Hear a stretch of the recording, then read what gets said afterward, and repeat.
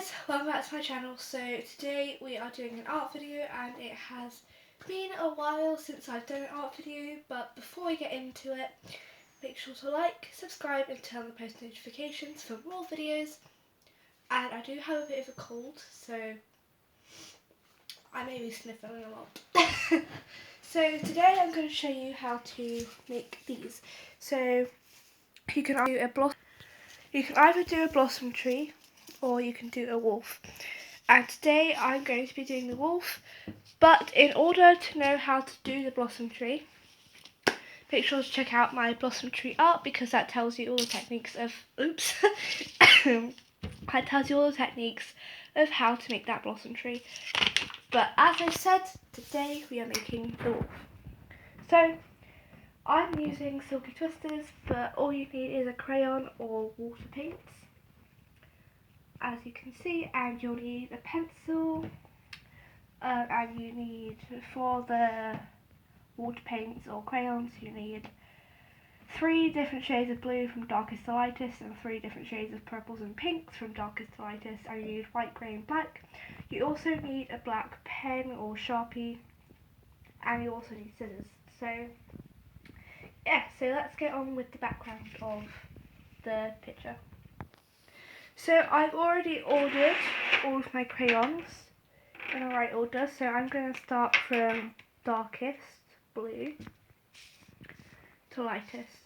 So you want to have lots of the dark blue at the top, as you can see.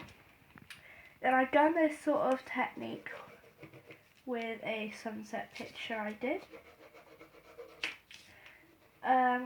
And guys, if you like art, make sure to check out my other art videos that you guys can try for yourself. So I'm just going to fill in this top part with the dark blue. So now you've done that, you want to do your second darkest colour, which you're going to have less of, just underneath the dark blue, and you have to fill in that as well. So now you want to use your lightest blue and put it underneath, and you want quite a thin strip of the light blue so you can fit all the purples in.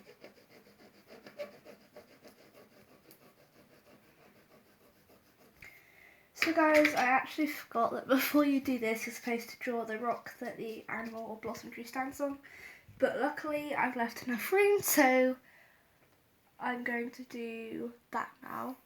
Sit down afterwards. Yeah. So I've just sketched that out, as you guys might have seen, because we may have accidentally paused it, but you actually want to do that before you do the background, but that doesn't matter. So you just want to sketch out a shape, and then you want to add the purples.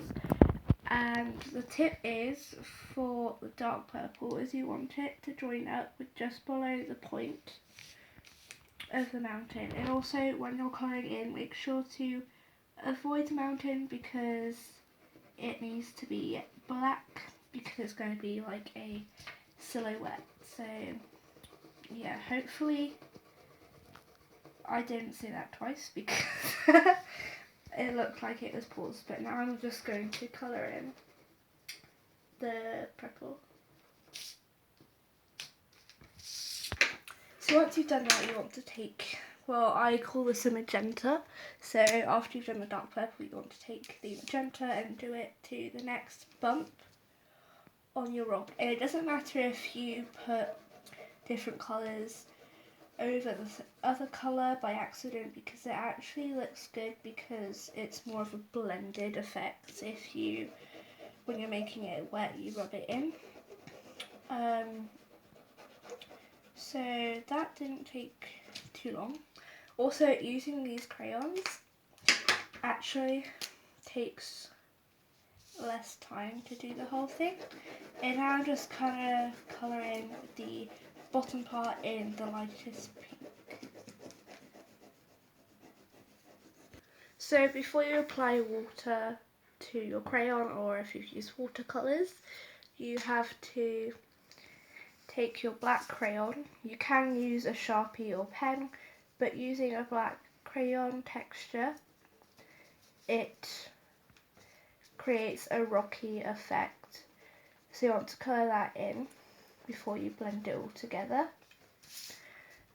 And if you're using watercolours, I still recommend using a crayon, or you can just even use like a pastel or whatever you have that has a good rocky texture.